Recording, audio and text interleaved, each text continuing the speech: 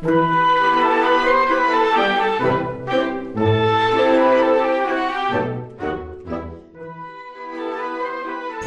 عليكم ورحمة الله وبركاته. التكنولوجيا موضوع بنتكلم فيه كتير، تكنولوجيا الاتصالات والمعلومات موضوع بنتكلم فيه أكتر، والاهتمام في مصر هنا بيزيد يوم ورا يوم وسنة ورا سنة، واهتمام الرئيس عبد الفتاح السيسي بالتكنولوجي ليه تأثير كبير قوي على تحول حصل في طريقة تفكير مصر. مش معنى الكلام ده ان مصر ابتدت تفكر في التكنولوجيا فقط من 4 أو 5 سنين، لكن معناه ان الزيادة في التدبير للتكنولوجيا مش بس التفكير. فبقت النهارده اسلوب حياه وقرار من القياده السياسيه ان مصر تتحول رقميا لتصل الى ما وصل اليه العالم في مختلف المجالات. النهارده زياره مهمه بتحصل لمصر من شخصيه اول مره يكون موجود في مصر، هو شخصيه هامه جدا بيمثل شركه هامه جدا في مجال الاتصالات وتكنولوجيا المعلومات. الشركة كل الناس اللي بتتعامل في هذا المجال عارفاها، هي شركة سيسكو. رئيس مجلس إدارة الشركة ورئيسها التنفيذي تشاك روبنز موجود في مصر، ولقاء كان ليه بالأمس مع الرئيس عبد الفتاح السيسي، ولقاء مع رئيس مجلس الوزراء، ولقاء مع وزير الاتصالات وتكنولوجيا المعلومات. ماذا دار وكيف يمكن لهذه الشركة الضخمة اللي ما كانت يعني من أقل من 15 سنة شركة ناشئة لكن أصبحت من أضخم الشركات في العالم، كيف يمكن أن تسهم في نهضة مصر الرقمية القادمة؟ برحب بالسيد تشاك روبنز. You're most welcome. Thank you very much. It's great to be here. I understand that this is your first visit to Egypt. It is. And it's crammed with so many meetings that you didn't get a chance yet to see anything except for a little bit of traffic, is it? We've seen traffic and we've seen conference rooms, but the great news is my wife's here and she's out seeing all the wonderful tours, and she'll show me wonderful photos later of things that I missed today. So. Okay, hope you can try and catch 10-15 minutes of anything recreational. Right, you had a meeting with the president, right? Yes. So tell me what happened. What did the president ask you? What did you offer the president?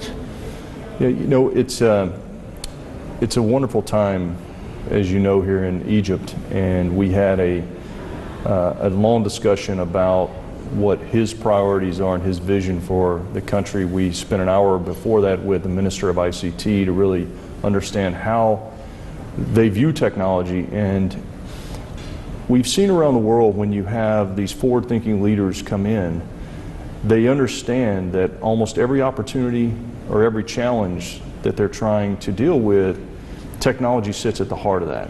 True. And that is absolutely true of what your president believes. And so what we then try to do is we try to align the investments that we're going to make in a given country around the priorities that the president has. And so today we talked about exactly that. And we went into a lot of detail around the need for education.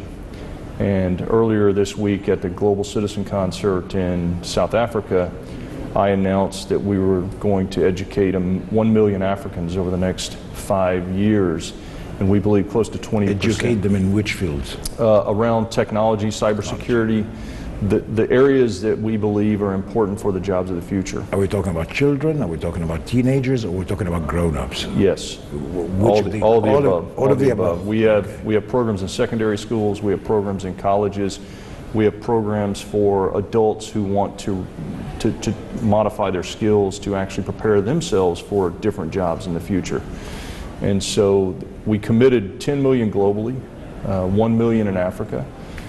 In the next 5 years, and I believe that close to 20% of those at minimum will probably be in Egypt. And so we talked about that commitment. We're going to have 50,000 of those will occur in the next 24 months. We then talked about another portion of it, which is digital healthcare, which every country around the world is trying to implement some element of. We talked about the third phase, which is around digital cities and digital ports. And then the final area that we talked about from an investment perspective is around accelerating entrepreneurship and innovation, trying to create more opportunity for small, medium enterprises, particularly startups, and for the youth to join these startups around innovation centers inside universities. And we have brought both venture capital as well as our experience with with our acquisitions of these companies as well as our investment portfolio globally. So we had a very robust conversation this morning. Well, I mean, if this is the agenda that Cisco is coming with, I could say that it is exactly the agenda of the president. If I may add to it, the people with disabilities is also very high on the agenda of the president. Has this also been discussed in any way? Yes, I think 2018 was the year for people with disabilities, and so we had already been working to educate them. We have an element of our education program is called Network Academies, and on a global basis about 2 years ago we added a specific portion of that focused on those individuals with disabilities, so that's absolutely a part of it. Our teams have been working on that already. All right. So let's say a big portion of the Egyptian infrastructure has been done by Cisco along the past 10, 15 years. I'm sure you know that we've depended on Cisco technologies for quite some time. Yes. So right now, I think it is high time that what comes on top of the network, what comes on top of the infrastructure, also applies, whether it is in terms of education, as you said, or the smart cities. Smart cities, intelligent cities, was not very high on our agenda, except when the president started doing the new capital and the new cities. Right. What is your vision on these projects that are taking place in Egypt and how Cisco can contribute to them? Well, I think that smart cities is a very broad term that to some extent gets overused globally, and there's a misconception of what a smart city really is. What we see happening around the world are that individual cities will look at their most pressing issues and will try to leverage technology to solve those use cases. So in some cases we see connected lighting to just save power and become more efficient. In many cases we see connected traffic, which seems like a good application here. We see connected parking. We have another excellent application. Another excellent opportunity. You haven't experienced that yet. I have not. But and we see everything from connectivity and ports to enable more efficient handling of the cargo and make it much more real-time understanding where things are. But the thing that struck me today is that the government wants to focus on digital technologies to improve how they deliver services to the citizens. And I have to tell you, we went into pretty significant detail with the Minister of ICT before the meeting with the President. And the vision that they have is very compelling and very achievable and very pragmatic. Sometimes you get a little too carried away with what you want to accomplish and become too dreamy. And you get too dreamy. I think the reality is that they see a combination of needing to deliver some services on mobile devices for those parts of the population who are ready to consume services that way. But they're also equally ready to deliver services into remote areas in traditional manners, but take the services to the population. And then as people are more capable and comfortable with digital services, then they'll continue to expand. So I thought they had a very pragmatic view on that, and there's a lot of work that we can do to help them achieve that goal. We're talking also financial inclusion, and the president himself is presiding over the payments hire committee, and this is quite important. And what we've been trying to preach when we talk technology is people will not be included in the traditional banks, but the banks need to move to the digital world in order to meet their customers somewhere there. How do you see that? Well, we see that as a reality in developing countries around the world. And in many cases, not just the financial sector, there are many aspects of society where the technology is going to allow governments to solve problems and create capabilities in completely new ways, just skipping the way that traditional, maybe the United States has done it or it's happened in Europe, just completely jumping over that and enabling a whole new way. And I think the payments in mobile banking and financial services is exactly that. It's an example of that. And I think that's a tremendous opportunity when you have a population this size. As we continue to educate more people and we get more broadband connectivity, which we need to do, and they become more comfortable, then these solutions actually are much faster to deploy. If you think about how fast can I deliver banking services on a mobile device versus building branches and going and talking to individuals, it's just so much more efficient. But it requires education, connectivity, and some technical knowledge. The simple people will not go to the mortar, glass, and stone. They will be very comfortable with a device in their hands. That's right. So this is why we say, if you want the poorer people to be part of it so that they don't stay poor, go to technology. That's how you do it. That's right. Okay, so you were telling me about the education, and education is important. You know that there is a new program that's happening in Egypt in order to transform the educational system, which has been very stagnant for so many years. I know that you did not get a chance, no way that a CEO of an organization like Cisco would look into the small details of every sector in every country that you are presiding over. Right. But I'd say here, how would Cisco really contribute to the educational, the government education revolution, if I may call it? I think that look, education reform is needed around the world. There are lots of countries, including our own, that doesn't do it as well as we should. I think that there's a few aspects of it. Number one, you can obviously leverage the technology to help students learn more effectively, which is quite obvious in many cases. You can also leverage the technology to deliver expertise and educational expertise into areas where they wouldn't otherwise have access to it. And so leveraging the technology to deliver, if you have a high concentration of teachers, very qualified teachers, being able to deliver that expertise into remote areas is really important and is made possible through the technology. But then it's also just evolving the educational programs to make sure that we're educating people on the things that are going to matter 3, 5, 10 years from now. Mm-hmm. And I think that's where our programs really come in. We've expanded them beyond sort of the core technology areas that we play in. We have programs to help people become cybersecurity experts. We have programs around driving entrepreneurship. We have programs that help people understand these emerging IoT cases. So I think that and by the way, many of our peer companies have programs as well, so I think utilizing these can really help prepare for the jobs of the future. Most tech companies today are less concerned about formal degrees and formal traditional educational capabilities. It's all about what are you as an individual capable of doing, and what have you proven that you're capable of doing. Starting with the little kids, as young as they are, even in KG or 4 years old and so on, you start giving them a different kind of education. Yeah, and they have a different aptitude for technology from the beginning. I mean, if you watch these children pick up some of these tablets, they just have natural motion. They naturally adapt to them. So I think that you're exactly right. What we look for in the future is going to be, I'm not going to say degrees aren't important, but it's going to be more about capabilities and passion and desire, and that's what a lot more tech companies are beginning to look for. Like the movie, if you remember it, Lost in Translation, I'm lost in terminologies used by ICT, the ICT world, from digitalization to digital transformation to IoT to connected cities to connected cars, connected homes, connected hospitals. All this, I'm lost in translation. Where is the world taking us, or where are you taking us in this world? Sounds like you have a pretty good grip on it, actually. The reality is that we began 35 years ago connecting computers. And then over the last 30 years, we have continually connected more and more technologies to what is the internet, effectively.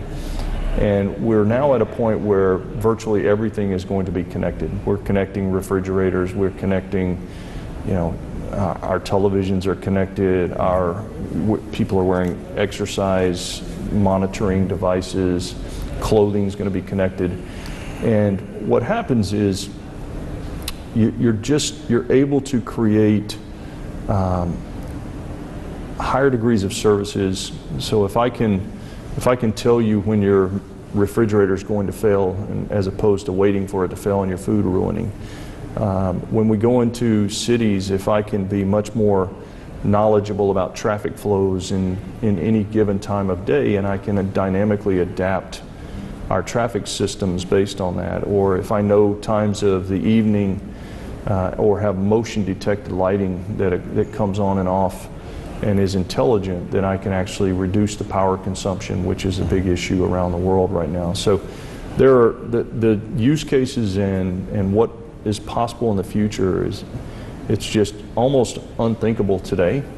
And the great thing is, as we continue to connect everything, what you'll find are that these youth that we've put through some technology education that we then enable to look at how they create startups and entrepreneurship, they will find out how to do things, and they'll invent ways to do things because of this connectivity that you or I don't even think about today. And that's what's fantastic.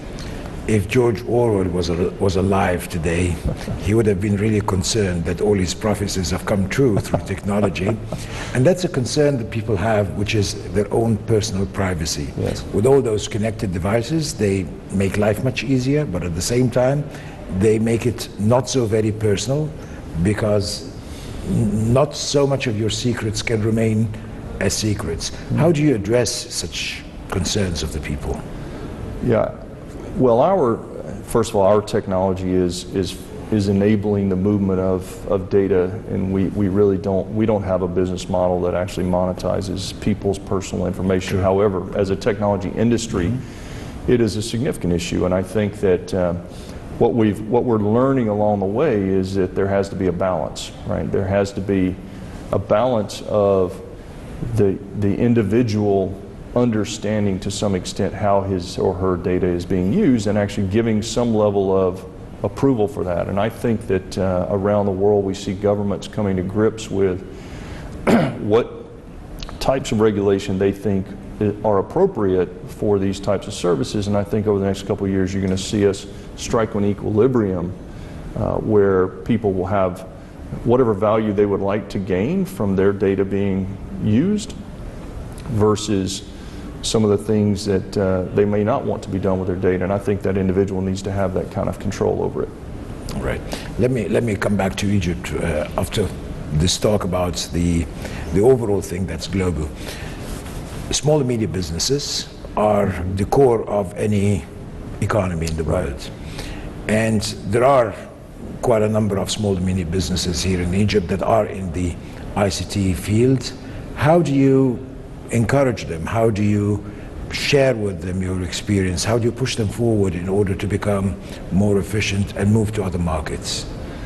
Yeah, we actually discussed this today, and we've done several things so far, but there's a lot more we can do. First of all, we brought in some venture capital to try to fund some of these small businesses, particularly startups in tech.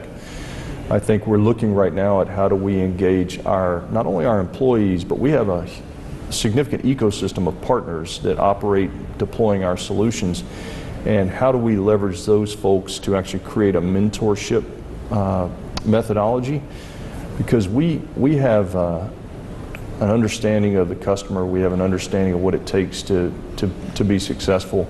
And so I think it's creating environments where innovation can occur, creating environments where entrepreneurship can occur, bringing financial facilities to help them through some of the early stages where it makes sense, and then providing education, mentoring, and guidance as they continue to grow are things that we're talking about with the teams today, and things that we'll be focused on in the future.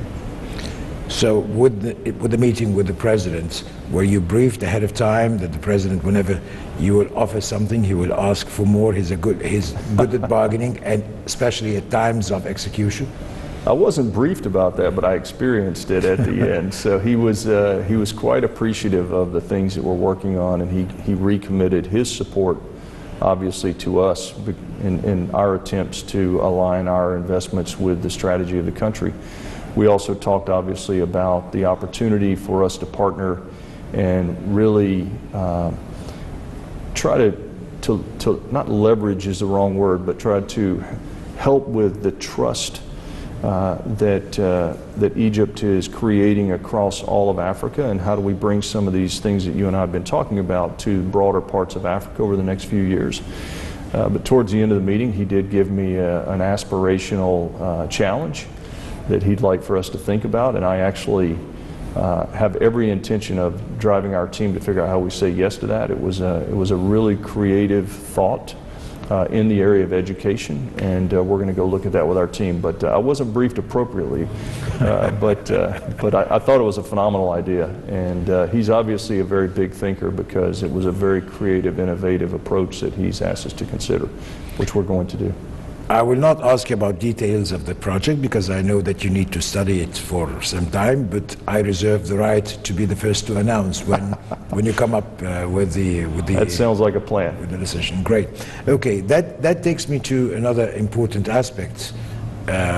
You told me that you're dedicating 1 million of the education opportunities out of the 10 million to Africa.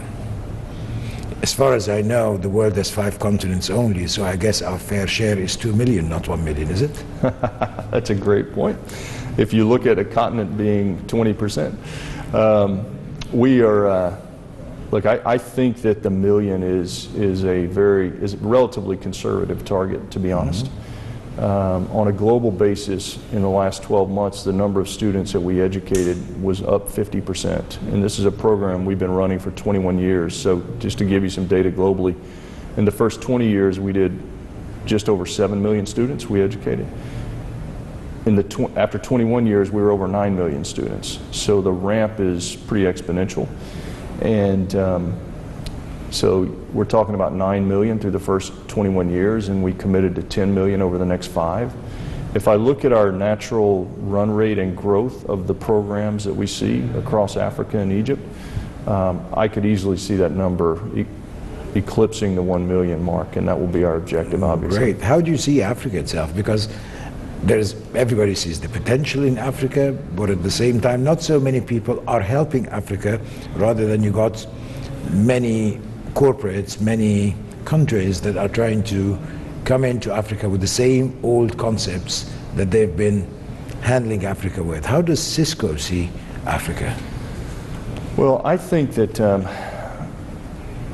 and we talked about this today, I think that companies like Cisco, we have to think about it differently than we have in the past. I think you're exactly right. The traditional approaches are not the way to approach Africa.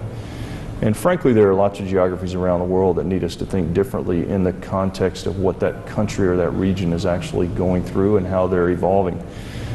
So the opportunity to think about how we might partner with Egypt to build out this connectivity, or partner with large telecom providers to build next generation connectivity to deliver broadband in ways that we haven't conceived in the past, out to people who have never had connectivity, which then enables us to create opportunity. You know, as a company, we believe if we connect people, we can educate them, and we can create opportunity.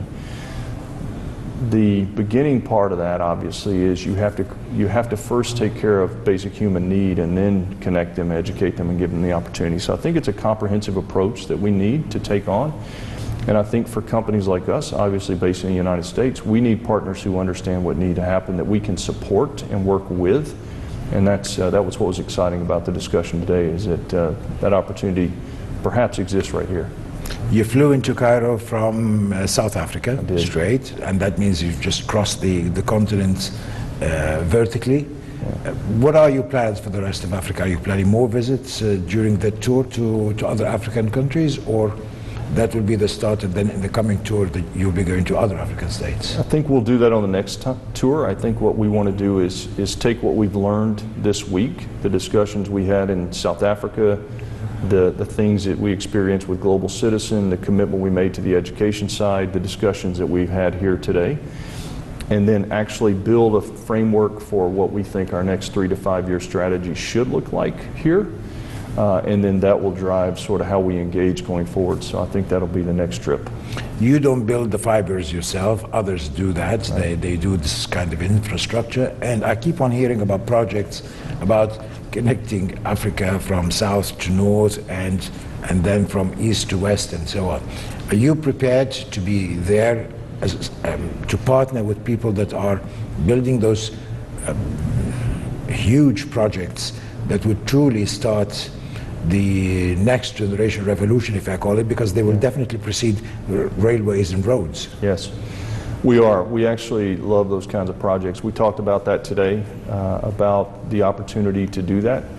And again, the first phase is creating that connectivity. We've done this in India over the last few years, where we have helped one of the major providers there deliver, broadband mobile connectivity to people who had never had it before, and we reached hundreds of millions of citizens in the matter of 2 years.